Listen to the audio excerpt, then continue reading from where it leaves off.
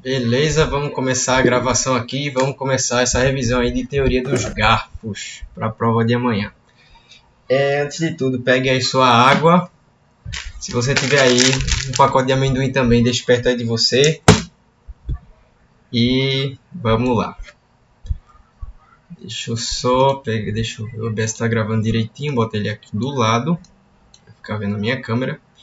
E a nossa telinha, vamos lá. Antes de tudo, eu quero que você esqueça toda essa parte gráfica aqui, essas coisas. Eu quero que você esqueça tudo. Porque qual foi o jeito mais legal e divertido de eu entender grafos? É eu pensar em ensinar de um jeito que é ensinando geometria. Eu não vou propriamente ensinar grafos ou álgebra. Eu vou ensinar geometria e por meio disso você vai entender os conceitos todos. Vamos lá. Esqueça isso aqui e vamos focar só nisso aqui. Eu quero que você comece usando sua imaginação. Vamos lá. Deixa eu pegar só a caneta reserva aqui, que a outra está descarregando. Pronto. Vamos lá. A gente vai definir um grafo como uma associação, um par ordenado, em que aqui eu vou colocar conjuntos. O que é que isso quer dizer? Eu tenho aqui o conjunto dos vértices e o conjunto das arestas. Imagine que eu vou pegar, sei lá, eu vou fazer um polígono, certo? Vocês conseguem imaginar um polígono?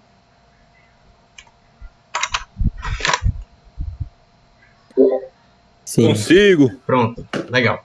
Imagina um polígono que ele tem vários vértices e várias arestas. Isso já é um grafo. Parabéns, você já imaginou um grafo. Até se você tiver só um vértice, um único ponto, já é um grafo. Pronto. Se você imaginar seu polígono e entender que ele tem várias arestas, vários vértices, você já está começando a imaginar e entender um grafo. Vamos lá. Só questões mais técnicas assim que está tudo resumido aqui. Então nós temos o conjunto dos vértices, que é basicamente as pontas de encontro das arestas, né, como a gente aprendeu no fundamental sobre polígonos, e as arestas, que são as linhas, né, entre aspas, são os lados do nosso polígono. E aqui a gente bota o módulo e o conjunto dentro, o símbolo do conjunto dentro, para representar a quantidade de elementos. Então, massa, eu imaginei o meu polígono, ele vai ter uma certa quantidade de vértices, uma certa quantidade de arestas. Massa. Agora que eu imaginei esse polígono, pensa nele assim e desordena ele todinho. Pega os vértices e bagunça eles todinho. Puxa de um lado, puxa do outro. Deixa as arestas elas se cruzarem uma por cima da outra. Deixa ele todo bagunçado. Isso já é o grafo que a gente está estudando. Quando a gente bagunça todo o polígono, né, que a gente imagina o polígono bonitinho, né, como se fosse um contorno sem nada dentro. Mas pode bagunçar isso à vontade. Aí a gente vai ter os grafos que a gente vai estar estudando. Que seria isso aqui, ó. Você faz um polígono, liga alguns vértices e depois embaralha tudo. Você tem aqui o seu grafo, certo? E vamos lá. Só por questão de prática, quantos são os vértices e quantas são as arestas desse grafo?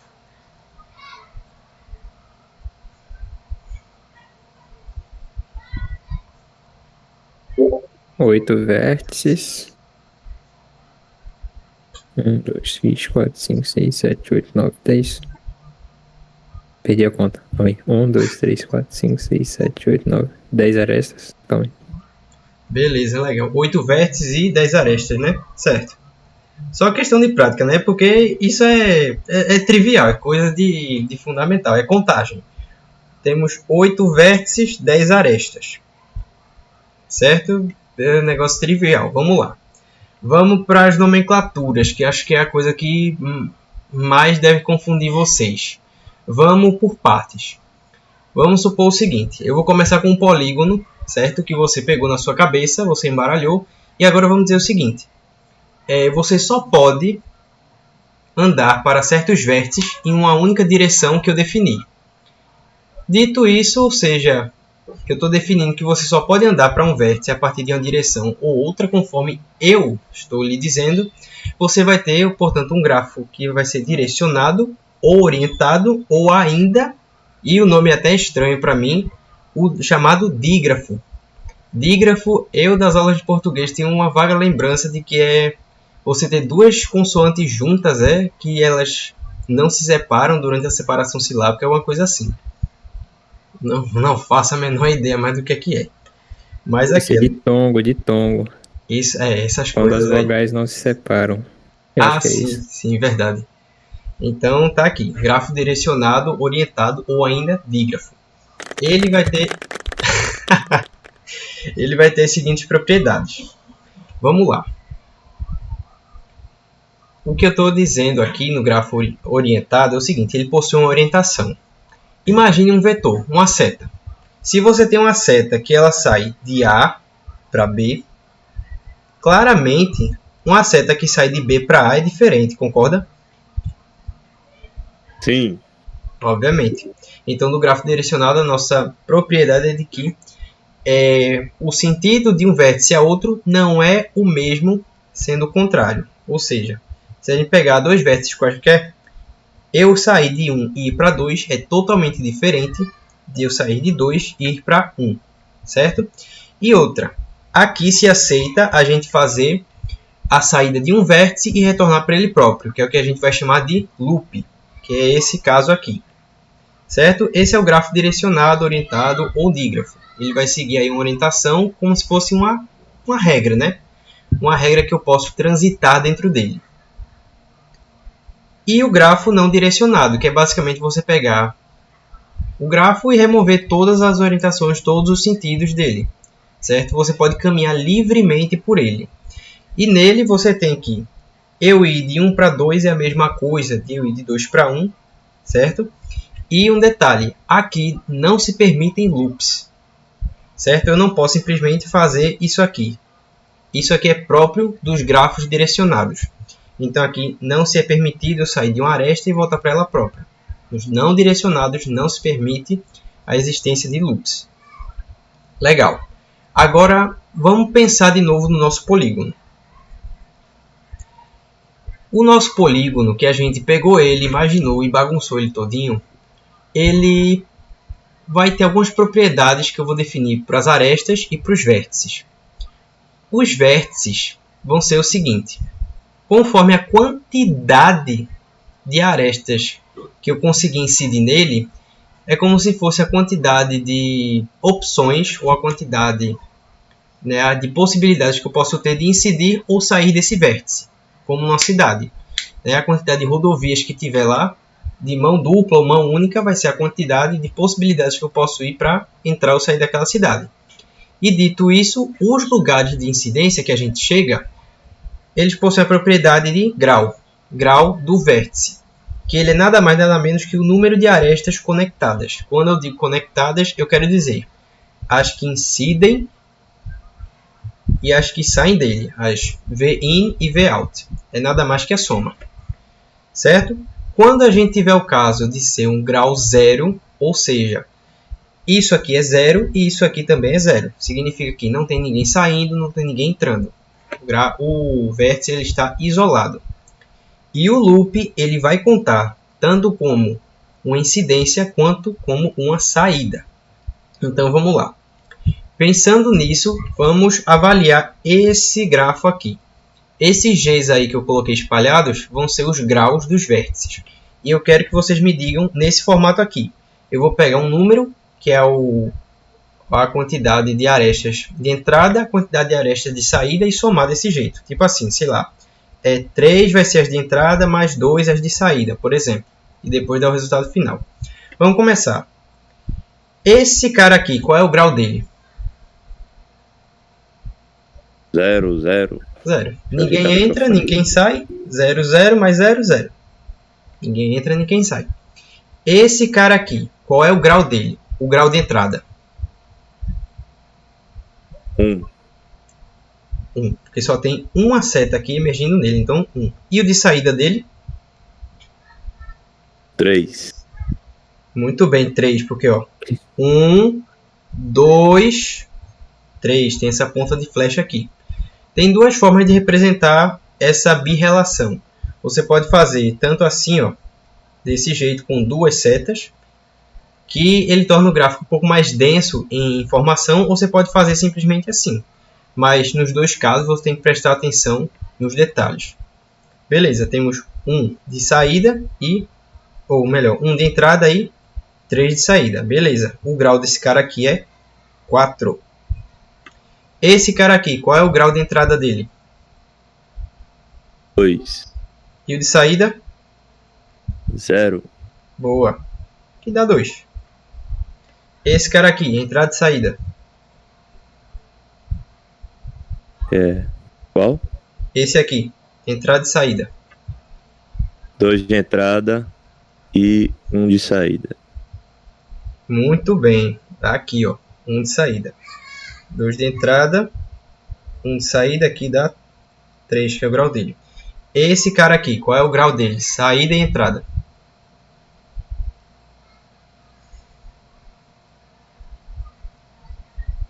2 de entrada e 2 de saída. 2 de entrada e 2 de saída. 2 de entrada porque eu tenho uma flecha incidente aqui e essa flecha do loop incidente também. 2 de saída porque sai um dele aqui e o do loop também. O loop conta como entrada e saída. Então o grau dele aqui é 4. Beleza. E esse último aqui, entrada e saída. 1 de entrada e 1 de saída. Beleza. 1 de entrada, 1 de saída. 2. Pronto, demos aqui toda a propriedade dos graus dos vértices desse grafo. E um detalhe, grau é exclusivo do vértice. Ordem é para o grafo completo, certo? Então, grau é do vértice, ordem é do grafo. E nunca confundir. O que é a ordem de um grafo? Vamos lá. Me diz o seguinte, como é que se chama, eu quero ver quem sabe, como é que se chama um polígono de 7 lados? Septágono? Como? Septágono? Não, esse é uma pegadinha. Esse se chama heptágono. Tá, e como é que se chamaria um polígono de 9 lados?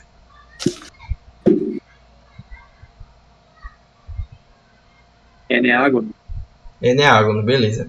E um de 20? É o último, eu prometo. Icoságono? Pô, é o icosságono. Por que eu tô falando isso? Porque a ordem do grafo é a mesma coisa do nome do polígono conforme sua quantidade de vértices, né? De vértices de lados. Ah, vocês são demais.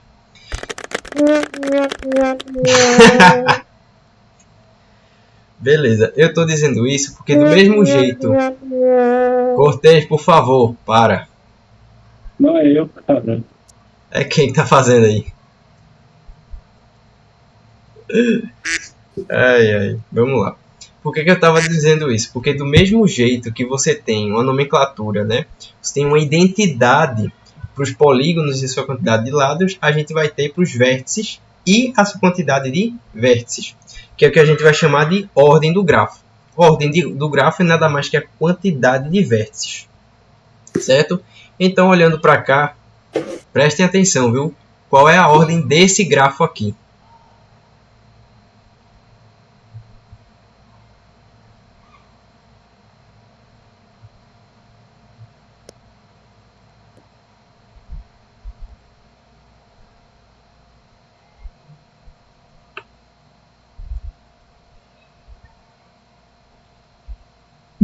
Qual a ordem desse grafo? 7. 7, muito bem. Porque eu tenho que contar todos os vértices e não ficar olhando para a nomenclatura deles. Porque o número mais alto aqui de nomenclatura é o 6. Mas não tem 6 vértices, porque eu começo do 0. 0 começa como o número 1 na minha contagem. Aí 1, 2, 3, 4, 5, 6. 5, 6. Ou seja, vai ter no total 7. A ordem dele é nada mais que 7. Não é pela identificação necessariamente dos vértices, mas sim pela contagem. É literalmente contar, certo?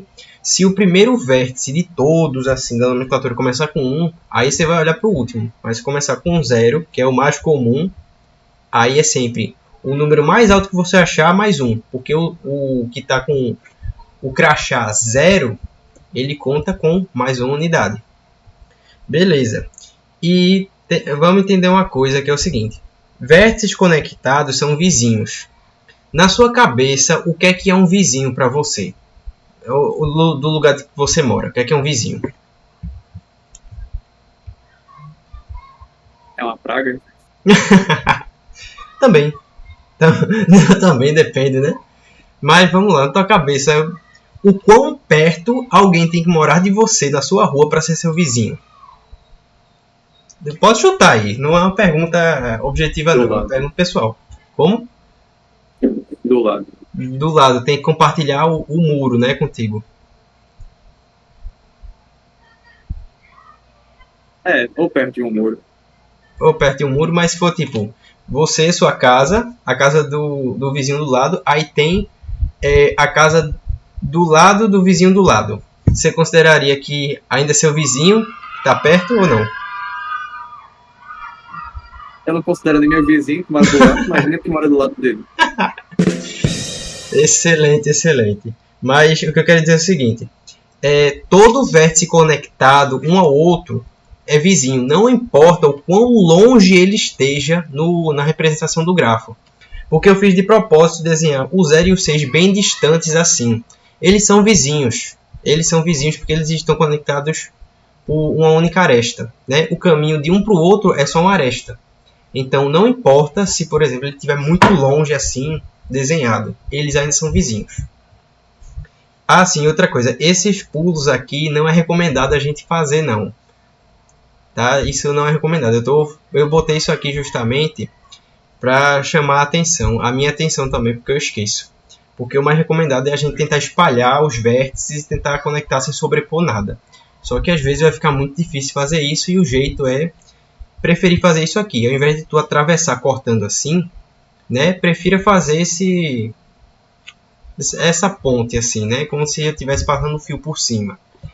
É um jeito mais fácil você identificar que você está percorrendo um outro caminho, né? Só um conselho. Beleza. Aí vamos lá. Eu pensei no meu grafo, pensei no meu polígono, espalhei ele todinho e vamos lá. Eu pergunto para você: quantas conexões, no máximo, um grafo que tenha a quantidade de vértices que eu pensei ele pode ter?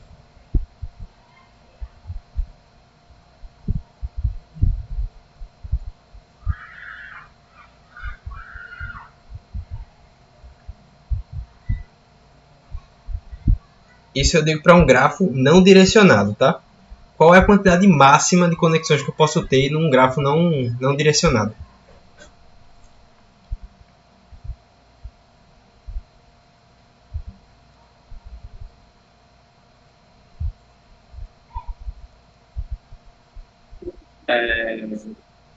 N-3? Não lembro.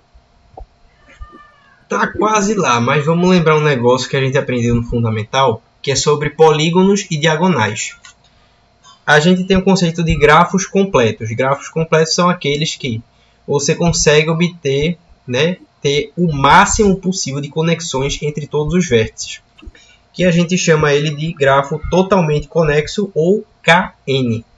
Ele, né, de uma forma que você pegue os vértices todos e organize, ele vira um polígono, né, com todas as suas diagonais. E se você olhar para cá, certo? Você consegue, a partir do 0, por exemplo, esse aqui, ele se conecta com todos os outros vértices. E você observa isso para todo o resto do grafo. Então, o máximo de conexões que ele pode fazer, e para você ter certeza, por exemplo, que assim, represente um grafo completo KN. Como é que eu sei que eu consegui fazer todas as conexões possíveis ali, sem eu precisar ficar contando e me perder? Ora, lembre do que você aprendeu no ensino fundamental. Vamos lá. Eu vou chamar de N a quantidade de vértices, certo? E a quantidade de arestas do meu grafo. Essa fórmula aqui é a clássica que a gente aprendeu, acho que no 8º ou 7º ano, que são as diagonais de um polígono de N lados. Certo? São somente esses segmentos internos aqui que ele me providencia.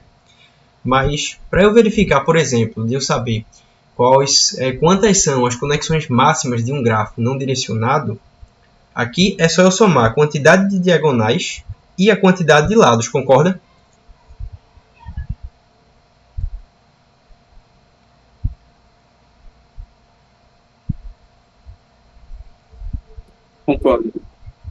Beleza. E se fosse um grafo direcionado? Aí poderia ter o caso de eu ter os loops, né? Aí, como todas as outras conexões eu já consigo fazer, basta somente eu fazer o quê? Os loops entre os nós. E dessa forma, eu vou modificar nessa minha fórmula aqui do total de arestas o quê? Já que eu estou fazendo novas arestas sobre os vértices.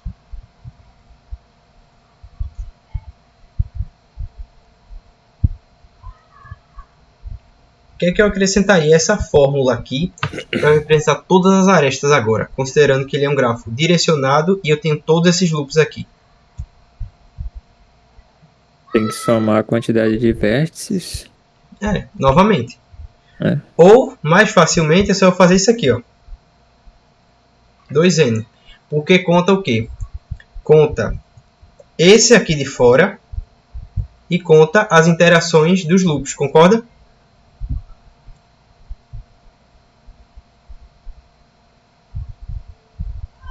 Sim.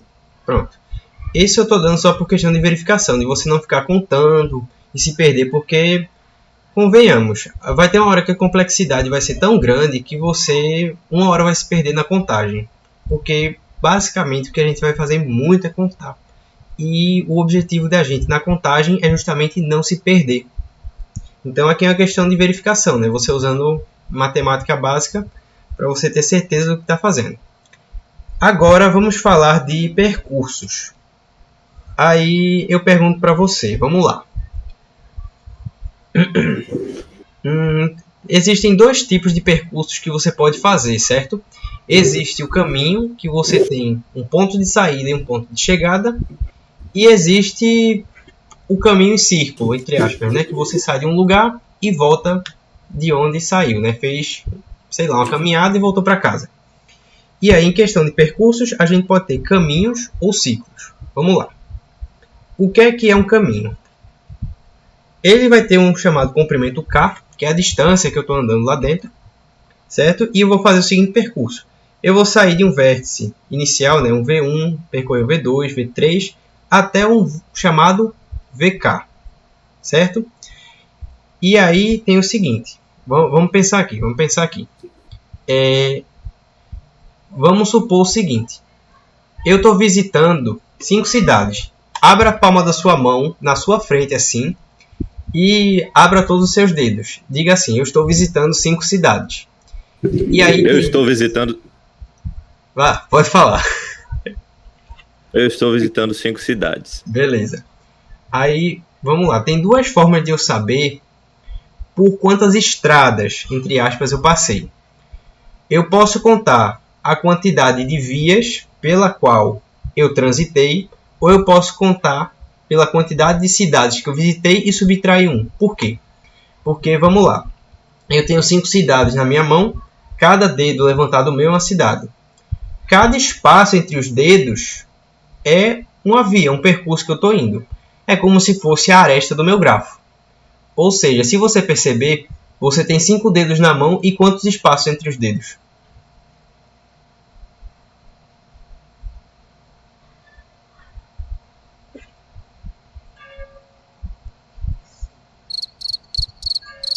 Quatro espaços entre os dedos, hein? Beleza, 4 espaços. Ou seja, o meu comprimento de caminho eu posso saber pelas arestas, né, que é propriamente as vias que eu estou utilizando para percorrer de uma cidade a outra. Ou eu posso pegar todas as cidades que eu vi, subtrair uma unidade e dizer, bem, eu passei por, sei lá, 4 rodovias, por 4 estradas. E muito bem, vamos lá. Os caminhos eles se classificam em 2. Um tem um termo específico e o outro vai ser simplesmente a negação da definição.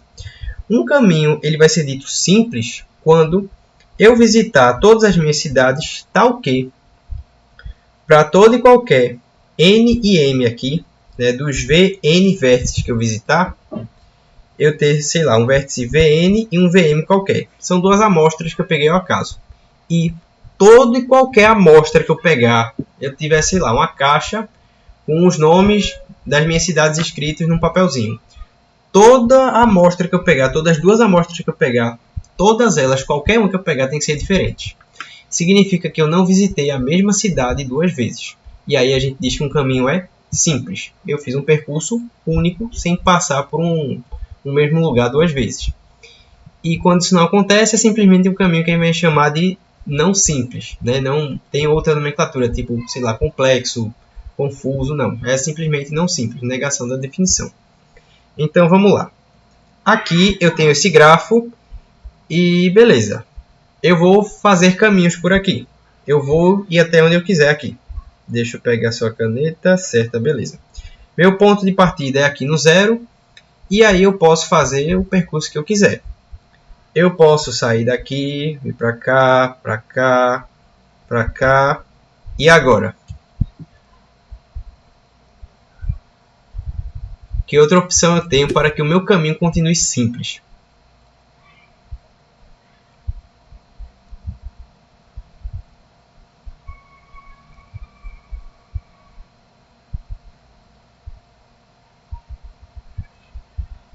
Não tem, né?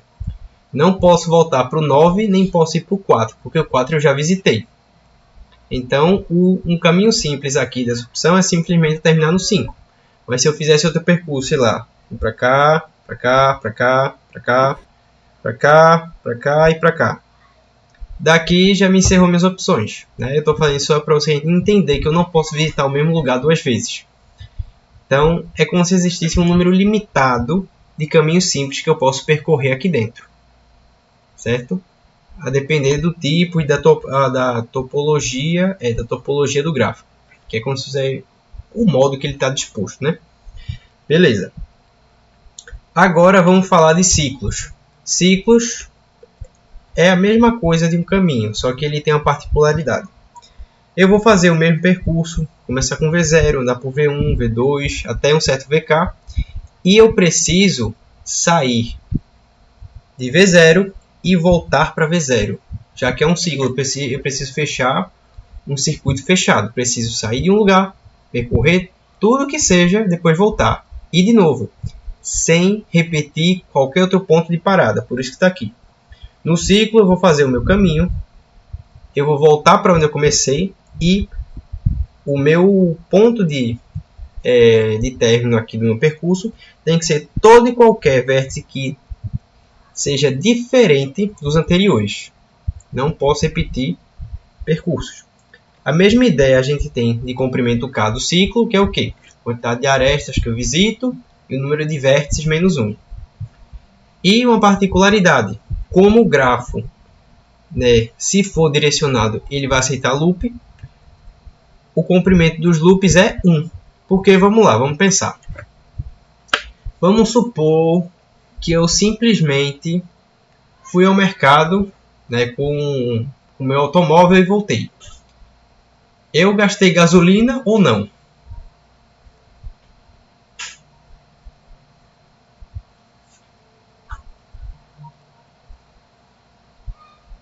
Se você for dirigindo ele, sim. Se é elétrico, não. Essa foi de gênio, realmente. Se você foi dirigindo ele, se o carro não está no seu nome, ou melhor, se o carro está no seu nome, sim, você gastou. Mas a ideia é essa, né? O loop ele conta com um percurso. É um percurso único. Você vai para o mesmo lugar, vai, mas conta. No ciclo, ele conta para o comprimento. E aí a gente tem a ideia de dois ciclos. Eles seriam o mesmo. Como assim? Vamos lá. Deixa eu te perguntar o seguinte. Vamos supor que você, sei lá, na tua vida tem um percurso que tu faz e que ele tem várias maneiras de você fazê-lo. Você passa pelos mesmos lugares, não visita nenhum lugar novo e não deixa de visitar nenhum velho. Como é que tu sabe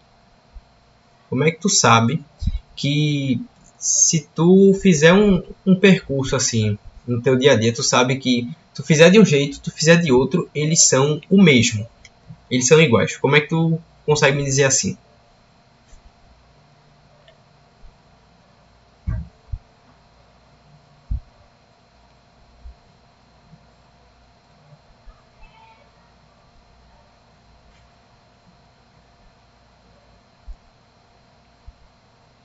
Vamos supor, sei lá, tu se perdeu.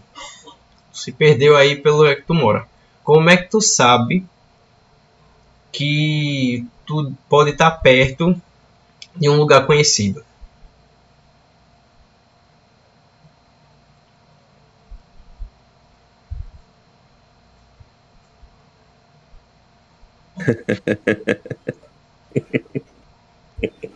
E aí? Você sabe que tá perto de um lugar conhecido se você já passou por lá, né? Exatamente, se você tem algum lugar de referência. Então, por exemplo, como é que eu sei que dois caminhos que eu faço, dois ciclos, eles são os mesmos? Porque eu visito os mesmos lugares, passo pelas mesmas arestas, só que elas necessariamente não precisam estar em ordem. É igual você fazer uma caminhada pelo seu bairro, você passa pelos mesmos lugares, não deixa de visitar nenhum do comum e não visita nenhum lugar novo. Tá tudo fora de ordem, mas você continua fazendo o ciclo. Então, basicamente, você fez o mesmo percurso, concorda? Você percorreu a mesma distância, gastou as mesmas calorias, você foi para os mesmos lugares, então o percurso, o ciclo, é o mesmo. Aqui na definição de grafo, por exemplo, é o mesmo. Independente se estiver na ordem especificada ou se eu começar de um outro lugar. O percurso é o mesmo. É tipo você começar um circuito de corrida, um triatlon, e fazer as provas em uma sequência diferente, só que não deixando de fazer nenhuma, nem adicionando nenhum esporte novo. Então, dois ciclos em um grafo são os mesmos se eu visito os mesmos lugares, passo pelas mesmas avenidas, certo? Não deixo de visitar nenhum deles e não faço nenhuma rota nova. Certo? Até aqui, tudo ok? Tranquilo. Legal. Vamos agora para o seguinte. O que é isso aqui? Ah, sim. Isso aqui são as condições para você dizer que existe um ciclo em grafo direcionado e não direcionado. No direcionado, eu preciso que exista pelo menos uma aresta. Aí você pensa, como assim? Como é que para ser um ciclo, fechar um circuito, eu preciso ter pelo menos uma aresta? No mínimo uma aresta. Qual é o caso que vocês imaginam que isso acontece?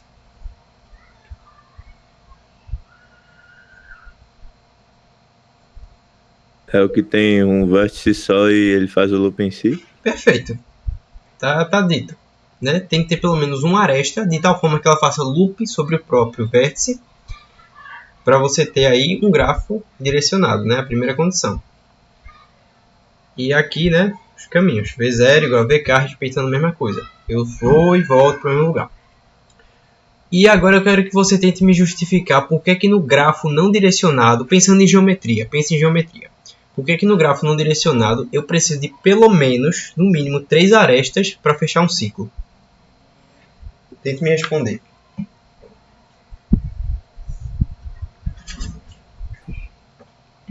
Porque tu não vai voltar pro mesmo lugar, né? Tu não tem como voltar pro mesmo lugar do início. Com certeza, né? Com certeza. É uma explicação também. Mas quando eu disse assim, pense em geometria, é porque não existe polígono de dois lados em geometria plana. O menor polígono é o triângulo. Então por isso você tem que ter no mínimo 3 arestas para você fechar um caminho. Porque como não se aceita loop no não direcionado, 2 não conta, porque isso aqui é a mesma coisa de voltar, não fecha um ciclo de ida e volta. E um só não aceita loop, um nó só não aceita loop para ir e voltar.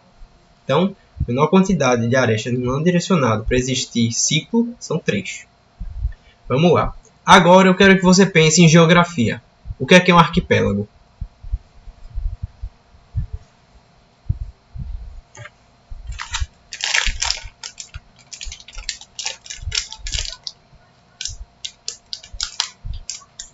É um conjunto de ilhas. Isso, é o coletivo de ilhas ou conjunto de ilhas. O que diabos tem a ver com grafo? Vamos lá. De que forma você consegue ir para Fernando de Noronha?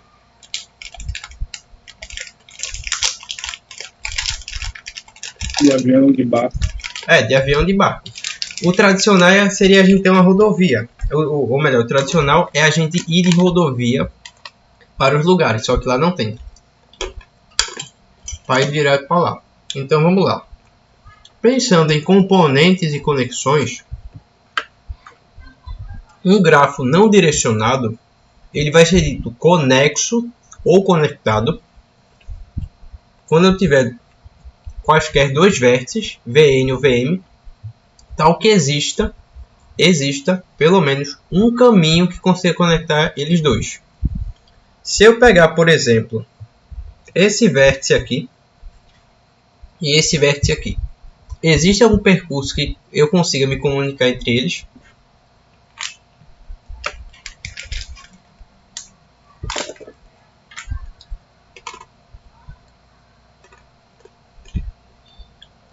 E aí?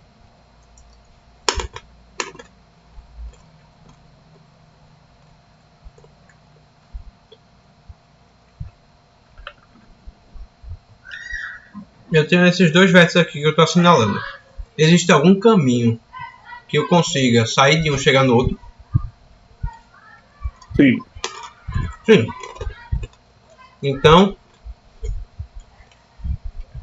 essa parte aqui, essa porção do grafo, ela é conexa. Mas e esse aqui? Tem alguma maneira de eu conseguir sair desse, sair para aquele? Sair daqui e chegar aqui? Não. Não. Então, a gente diz assim. A componente conexa ou conectada de um grafo são os vértices alcançáveis. São as ilhas. Porque essa parte aqui, essa aqui, elas não têm conexão nenhuma. É como se fossem ilhas. E o grafo completo é como se fosse o meu arquipélago. O meu conjunto de ilhas. Então, as componentes conectadas seriam as ilhas isoladas. E o grafo todo em si é como se fosse um arquipélago. Vamos para o grafo não direcionado para ver se é alguma coisa diferente. Ele também tem a ideia de conexo. Só que ele tem a ideia de fortemente conexo. O que é que isso quer dizer?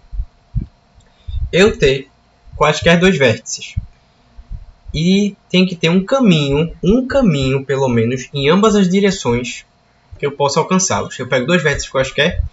E se existir um caminho, pelo menos um caminho que consiga, nas duas direções, sair de um e entrar no outro, e sair do outro e entrar em um, ele é dito fortemente conexo. Por exemplo, deixa eu ver se tem aqui, inclusive, né? Nesse exemplo que eu dou. Se eu tiver esse vértice e esse vértice aqui, existe algum caminho que eu possa sair desse aqui e chegar nesse?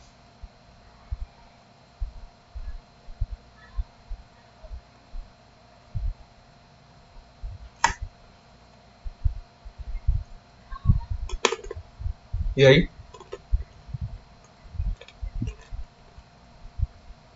Tem ali. Tem. Pra cá, pra cá, pra cá.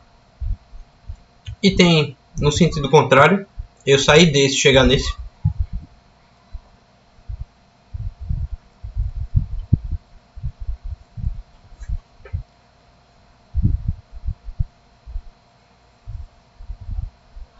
Não. Não tem. Então, essa porção aqui não é fortemente conexa. Porque eu preciso ter um caminho de ida e volta para quaisquer dois vértices que eu pegar. Pelo menos um caminho que eu possa ir e voltar. Então, ele aqui não é fortemente conexo. E aqui, cada vértice pode ser alcançado a partir de qualquer outro, para a ideia de fortemente conexo. E segue a mesma ideia. Essa aqui, essa ilha grandona aqui, é a componente conexa, certo? Não é fortemente conexa, porque ela já é uma subcategoria de você ter o caminho de ida e volta para qualquer dois vértices que eu pegar, mas ela é conexa, certo? Eu posso alcançar alguns vértices a partir de outros, mas essa aqui é a parte conexa dele, essa aqui seria a parte não conexa, né? Que são os vértices não alcançáveis por nenhum outro, apenas por ele mesmo aqui nesse caso. Então tá aqui, ó. As componentes conexas do grafo direcionado são o quê? As que a gente chama ilhas conexas internamente, ou seja, que elas possuem aqui arestas entre si, dentro aí, enclausulado aqui, dessa ilha, dessa região que ele se situa. Massa. Vamos pensar de novo em geometria. Os grafos K. O que são os grafos K que eu chamo? O grafo completo KN a gente já viu, que é esse aqui, ó. Esse que a gente tem todas as conexões possíveis que existem entre os vértices. Agora vamos pensar no que a gente chama de K regular. O que é um K regular? O grafo K regular ele vai ser o gráfico que todos os vértices têm o mesmo grau K. E disso tem uma implicação muito interessante, porque todos os grafos K regular que você puder pensar, eles necessariamente vão ter que ser polígonos sem diagonais, concorda? Tenta abstrair, para ver se tu entende essa ideia.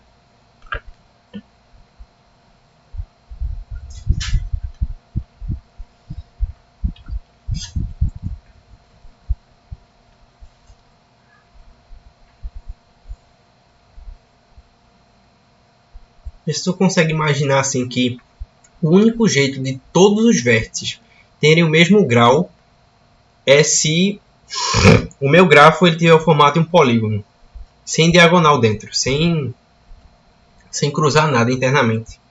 Vê se tu concorda com essa ideia, abstraindo ainda da tua cabeça.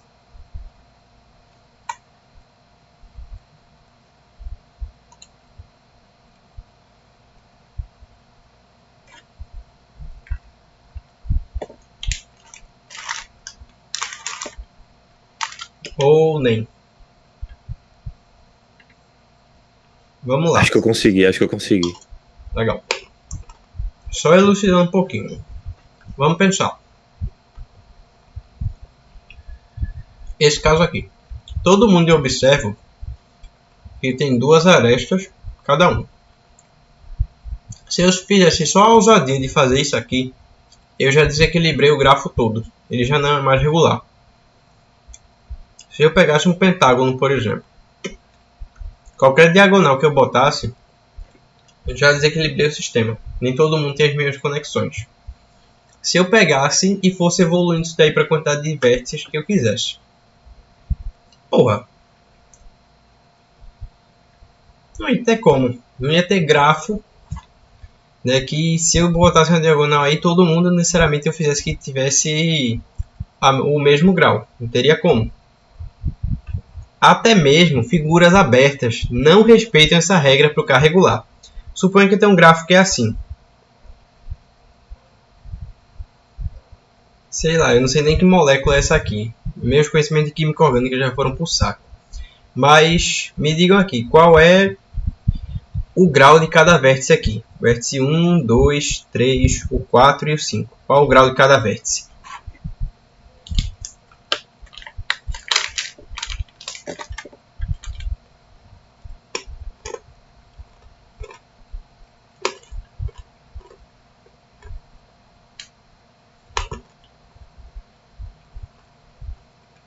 Todos têm grau 1, menos o 5.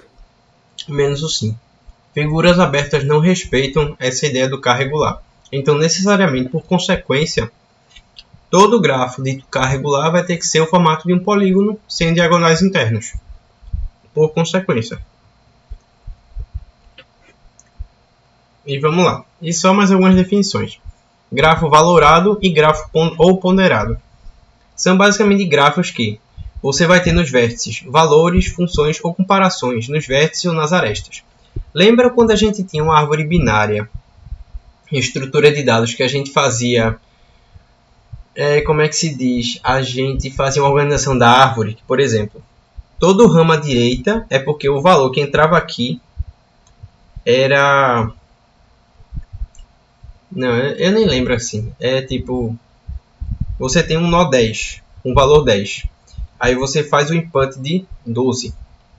Aí todos os valores que fossem maiores que 10 vinham para a direita. Todos os valores que fossem menores que 10 vinham para a esquerda. E isso se repetia para todo o resto dos nós. Aquilo era um grafo ponderado. Ou valorado, né? Ele tinha um critério para você organizar os seus vértices. Ou você tem um critério, né, para você estabelecer a relação entre as arestas. Então, por exemplo, você ter um peso maior sobre as arestas para você conseguir categorizar ou organizar. Por exemplo, você fazer um grafo de conhecimento que você quer, por exemplo, dispersar disciplinas do curso de engenharia. Aí todas as cadeiras que fossem num critério de peso, sei lá, 10, um peso de cunho, vamos dizer assim, difícil, ia todos para a direita dele. As que fossem medianas ia para o meio, para a partição do meio, e todas que fossem mais fáceis mais fáceis iam para a partição da esquerda. Aí a gente fazia essa organização atribuindo um valor de peso a essas cadeiras, né? Que chegavam e a gente fazia essa dispersão para organizar o grafo. Essa é uma ideia aí para a gente fazer um grafo valorado ou ponderado. E agora, as partições. Partições eu quero dizer pedaços do grafo. A gente tem os subgrafos, que eles valem tanto para os grafos para os grafos direcionados e não direcionados. Que o que é? Vamos lembrar de conjuntos. O que é que significa quando eu digo que um conjunto V está contido ou é igual ao conjunto U? O que é que isso quer dizer na cabeça de vocês?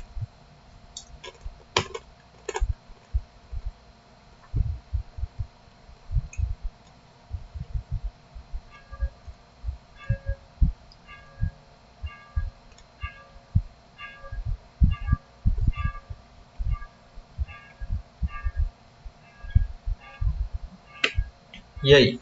O que é que eu quero dizer que um conjunto V está contido ou é igual ao conjunto U?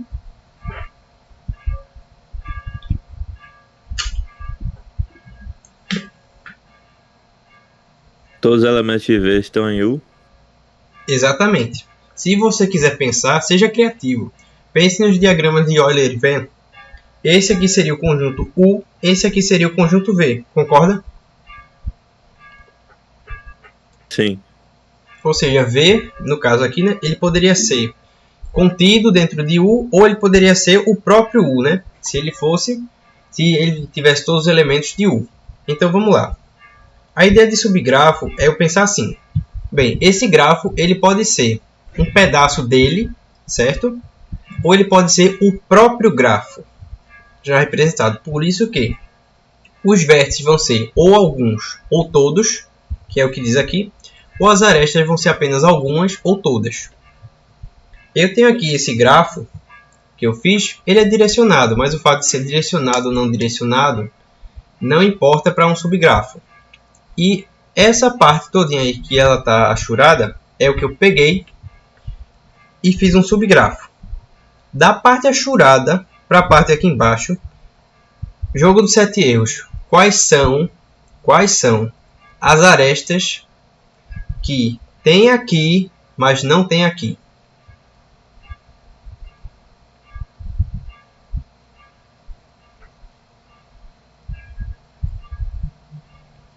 Acho que ligam o que está sozinho com o arquipélago da direita e com Esse o aqui, arquipélago né? da esquerda. Essa aqui. Uhum. Que E é o da mais? esquerda também, Esse, né? que é Tem também direcional. onde, tipo, vai e volta ali na mesma Loop, né? seta. Aqui, né? Não, Tem esse loop e tem um em vai e cima volta ali dele. em cima. Vai e Isso. volta ali. Aqui, ó. Aqui. Muito bem, muito bem. Vocês estão prestando atenção, estão bem atentos. O subgrafo eu não preciso botar todas as arestas, certo? Eu só preciso pegar uma parte que me interessa. Não preciso botar todas as arestas, mas eu preciso botar todos os vértices. Todos os vértices têm que estar, que eu selecionar. Mas nem todas as arestas precisam estar para um subgrafo, né? É como se diz. Ele é ou um pedaço do grafo, e isso quer dizer tanto seus vértices quanto suas arestas, ou ele é o grafo todo. Eu pego todos os vértices, todas as arestas. O que é diferente de eu falar do subgrafo induzido por V. O que isso quer dizer? Induzido por vértice significa o seguinte. Eu pego todos os vértices e todas as relações, todas as arestas pertinentes a dois vértices. Então tomamos os vértices e todas as conexões entre e somente eles. Ou seja, aquele jogo de 7 erros que eu fiz foi justamente para evidenciar aqui, ó, as relações que faltavam. Então, o subgrafo induzido por vértice é eu coletar todos os vértices e todas as relações entre dois vértices do meu grafo, certo? É um subgrafo? É, só que esse aqui tem a obrigação de ter todas as relações entre dois vértices que eu tiver escolhido para separar, certo?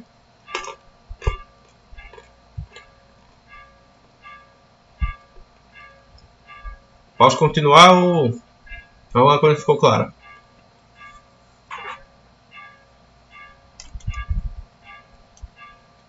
E aí?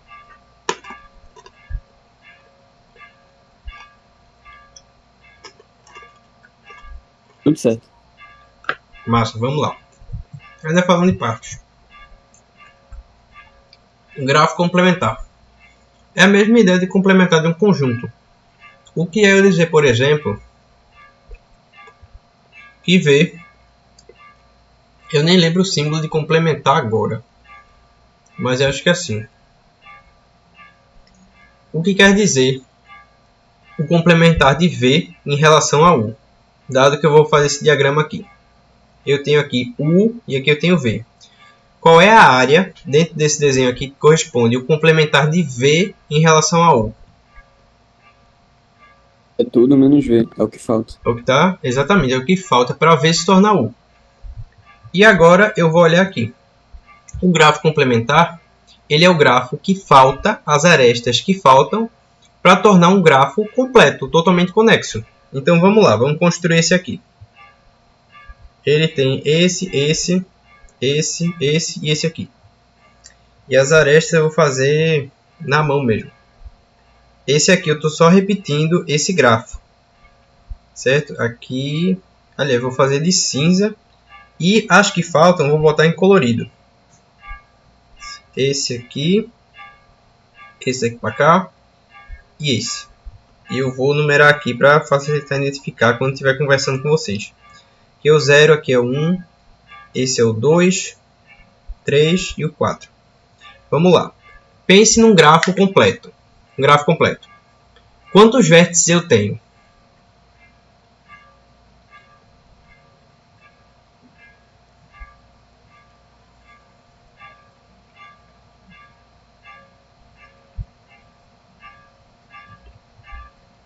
E aí? 5, beleza. Qual é a figura geométrica que ela tem 5 lados? Isso aí é com o Thiago. Vai, Thiago, o rei dos polígonos aí. Pentágono. Beleza. É muito mais fácil pensar no gráfico complementar eu fazendo um polígono regular. Ou o polígono de 5 lados que representa. Então eu vou fazer o seguinte. Ó, vou fazer aqui mais ou menos o que seria um pentágono. Vou numerar meus vértices 0, 1, 2, 3, 4 e vou manter todas as relações. O 0 liga para o 1, o 0 ele liga para o 3 e o 3 liga para o 2. Pronto, vão me dizendo uma a uma quais são as relações que faltam para fazer isso aqui um gráfico completo. Tenho que ligar quem?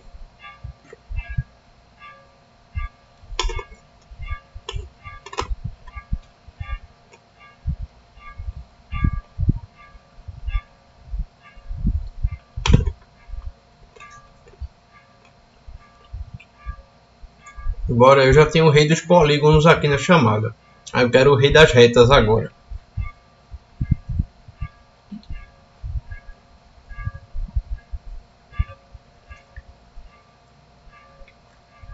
É só conectar cada vértice com os 4 outros.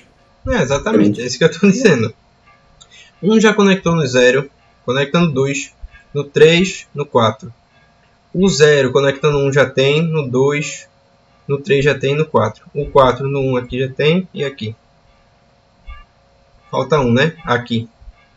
Pronto. Se você perceber, aqui eu precisaria... Aliás, eu fiz meio errado. É para eu botar de outra cor o que falta. São 1, 2, 3... 0 no 1, 0 no 3, 3 no 2. Isso. Deixa eu só botar em outro traço aqui e o conectar, né? Que é o complementar. Eu estou aqui completando esse gráfico. Aqui já tem. E aqui e aqui. Esse já existe. Se você observar, é mais fácil você arrumar do jeito de um polígono regular. Por quê? Porque você vai ter que formar para o grafo completo uma figura estrelada. Olha esse aqui. Isso aqui é um hexágono. Mas você vai perceber qual é a aresta que falta simplesmente por você perceber que vai fazer alguma falta. Vai existir como se fosse uma lacuna, um ponto em aberto. Do contrário, né, eu estou dando essa dica. Se você fizesse por aqui, com certeza você ia esquecer alguma aresta de colocar, porque ele está todo desorganizado. Quando a gente bota ele em formato de polígono regular, dando esse conselho, fica mais visível a gente ver onde estão os buracos que faltam. Para a gente completar e fazer ele o grafo completo, a partir do complementar. Então é uma ferramenta útil, uma ferramenta visual da gente pensar. Certo? Tudo bem? Tranquilo. Agora, a gente vai sair um pouquinho de geometria. Vamos para a álgebra. Representação matricial. Existem duas matrizes para a gente representar um grafo. De adjacência e de incidência. Elas são diferentes. O critério de construção delas é diferente. Matriz de adjacência, se você preferir, chame ela, sabe de quê? Qual é o outro nome que eu posso botar aqui no lugar de adjacência? Me digam aí. Vizinhança? Vizinhança, exatamente. Posso chamar de matriz de vizinhança. Que é basicamente o quê? Eu atribuí valor 1 se eles são conectados por uma aresta, são vizinhos, ou 0 se não forem. Certo? E ela tem as seguintes características. Ela é sempre quadrada. A outra matriz ela pode ser retangular. A maioria das vezes vai ser retangular. Mas a de adjacência é sempre quadrada. Porque ela é o produto cartesiano dos vértices pelos vértices. Isso significa o seguinte. Tu concorda comigo que se eu tivesse, sei lá, eu tivesse duas filas de pessoas, certo? Cada uma com uma quantidade igual. E que se eu colocasse elas no formato de um L, né, uma fila na vertical, uma fila na horizontal, tu concordaria comigo que você teria os pares de pessoas sem faltar nada? Ou seja, cada pessoa tem seu par, dado que as duas filas são com a mesma quantidade de pessoas.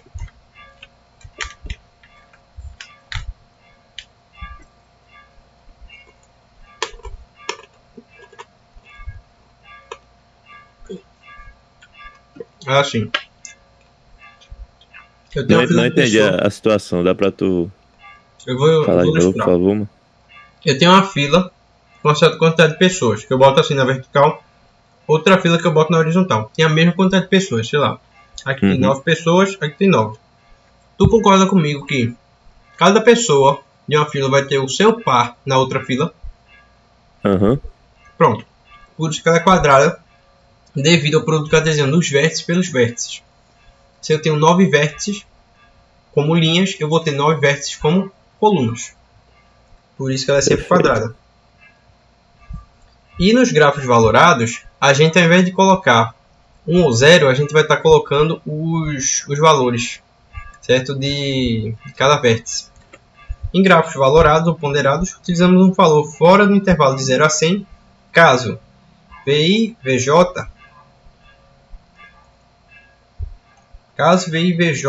por que tem esse A aqui?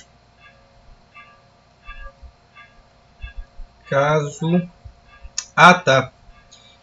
Caso não exista conexão entre VI e VJ. Era para ter caso VI e VJ não pertença. Isso aqui era para ter colocado isso aqui, ó. Caso eu tenha aqui o par VI e VJ, ou seja, um vértice e outro, eles não estejam conectados e eles não pertençam, esse par ordenado não pertence ao conjunto das arestas. Não tem aresta que ligue eles. E aí no lugar disso a gente vai colocar o quê? Um valor alto, como ela falou, 999. E beleza. Vamos lá, vamos fazer essa representação aqui de matriz de adjacência para esse grafo aqui. Me ajudem a preencher. Primeiramente a linha. V0 versus V0. Qual é o valor que eu coloco aí? 0. 0. Por quê? Porque não existe... Também, Oi? Foi mal te interromper. Nesse daí, a diagonal principal também vai ser toda zero, né? A observação aí. Isso, muito bem. Muito bem, eu ia falar justamente disso. Vamos lá. Por que, que a diagonal principal vai ser zero? Porque o versus dos vértices iguais não tem loop. Isso é um grafo não direcionado, não existe loop. Então, eles não saem e chegam em si. Por isso que V0 versus V0 é 0, V1 versus V1 é 0, V2 versus V2 é 0, 0 e 0. Massa. Mas vamos falar do resto agora, que eu já sei disso. V0 versus V1. Qual é o valor que entra aqui?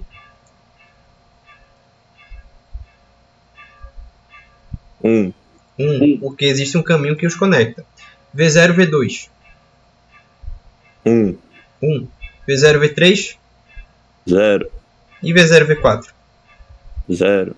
Beleza. E aí eu vou repetindo. V1 com V0 existe por quê? Porque se eu tenho V0, V1 no grafo não direcionado, é a mesma coisa que V1, V0. Então aqui existe. E a gente já vai observar umas propriedades interessantes. Quando eu completar a matriz eu vou mostrar. V1 versus V1 é 0.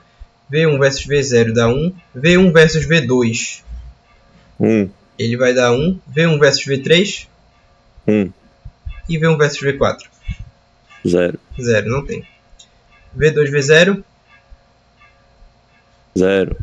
Não, V2, V0 Ah, não, tem. tem. É. Tem sim. V2, V1. 1. Massa. V2, V3.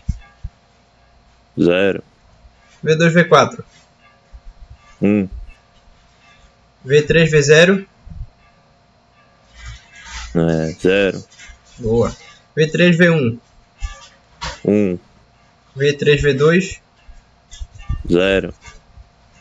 V3, V2, 0. Beleza. E V3, V4. 1. 1. E a última linha aqui. V4, V0. 0. 0. Poxa. Espera aí. Está em cima das ferramentas aqui. 0. V4, V1. 0. 0. V4, V2. 1. 1. E finalmente V4, V3. 1. 1. Beleza. Vou pegar o marca-texto para a gente observar o seguinte. Aqui eu tenho a diagonal principal. E o que é que eu estou observando nessa matriz? Em relação à diagonal.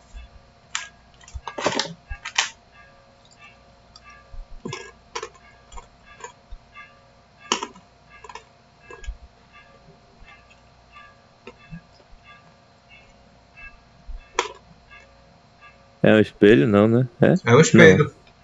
Ela é simétrica. Olha Olha só. 1 com 1. 1 com 1. 0 aqui, 0 aqui. 1 aqui, 1 aqui. 0, 0, 1, 1. 0, 0, 0, 0, 1, 1, 1, 1. Ou seja, Brabo. no não direcionado, a diagonal principal é 0. E eu só preciso preencher um lado. O outro eu espelho. Para eu ganhar tempo na prova e fazer. Essa dica aí é boa. Exatamente. Faz só isso aqui, esse lado aqui e o resto espelha. Vamos lá. Essa é a matriz de adjacência. Ela existe tanto para o direcionado quanto para o não direcionado. Eu só quero investigar os vizinhos. Eu não quero saber se eu tenho que ir para cá e ele me impossibilita de voltar. Não. A incidência é somente se existe alguma conexão. Não importa se é num sentido ou se é no outro. Então esse macete aí ele vale para o direcionado e não direcionado. Vamos agora para a matriz de incidência. A incidência ela já considera se existe orientação. Então vamos lá. Olha só. Deixa eu trocar a caneta. Olha as nuances dela. Ela já é uma matriz n vezes m. Ela pode ser retangular. Em que a disposição agora é um pouquinho diferente. N é o número de vértices. M é o número de arestas. Se é de incidência, eu não vou investigar somente as conexões dos vértices. Eu preciso investigar a natureza das arestas. Se elas são incidentes, se elas são de saída ou se são de loop. E o fato dela ser retangular é porque é o produto de vértices contra arestas. Ou seja, eu posso ter, normalmente você tem mais vértices, mais arestas do que vértices. Eu pergunto, qual é o grafo tipo K, os K-grafos tipo K, em que o número de vértices vai ser igual ao número de arestas?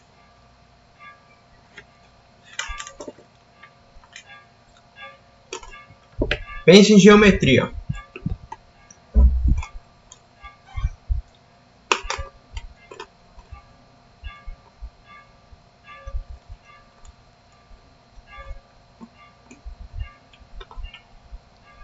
Tem dois grafos K. Tem o Kn, que é o K completo, e tem o K regular.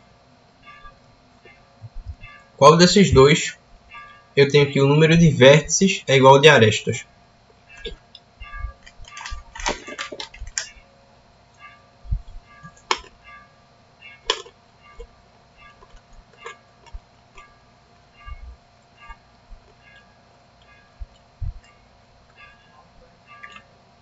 Esse aqui é o K completo, é aquele que é o polígono cheio de diagonais. Tem mais arestas do que vértices. É o K regular. K regular é o polígono só, foi o que eu disse. Aí a quantidade de vértices que tu contar vai ser igual a de arestas. Mas como na esmagadora maioria das vezes você sempre vai ter mais arestas do que vértices, a matriz comumente vai ser retangular. Beleza. E vamos lá. A de incidência tem uma para o orientado e tem uma para o não orientado. É a mesma lei de formação, só que a do orientado ele vai ter um adicional que é para considerar se está entrando ou se está saindo. Vamos lá, vamos compor essa matriz aqui desse grafo. Me digam sobre V0 e A1. Qual é a relação entre V0 e A1? É de incidência, é de saída ou nenhum dos dois?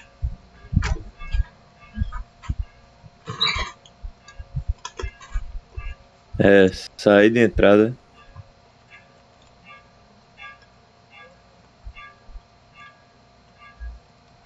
Saída e entrada.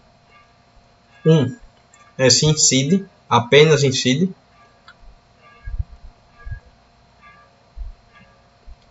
Peraí. Deixa eu só avaliar o seguinte. Esse caso não está listado, porque eu tenho a mesma representação para uma entrada e uma para saída. Isso significa o seguinte, é para ter uma aresta A1 para entrada e uma aresta A2 para saída. O único defeito dessa representação de ida e volta é quando a gente tiver que considerar a matriz de incidência.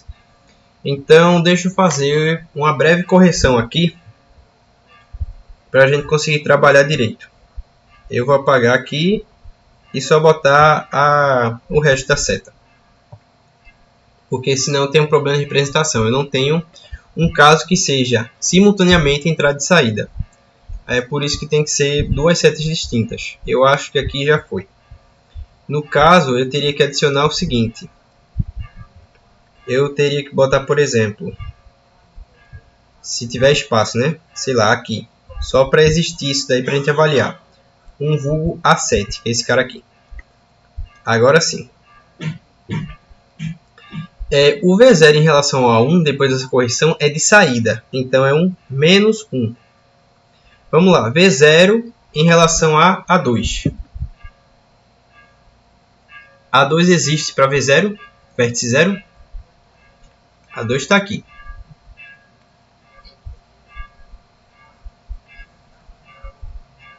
Não existe. Então, 0. Se não existe conexão, se não existe relação entre eles, 0. V0 em relação a A3, existe alguma conexão?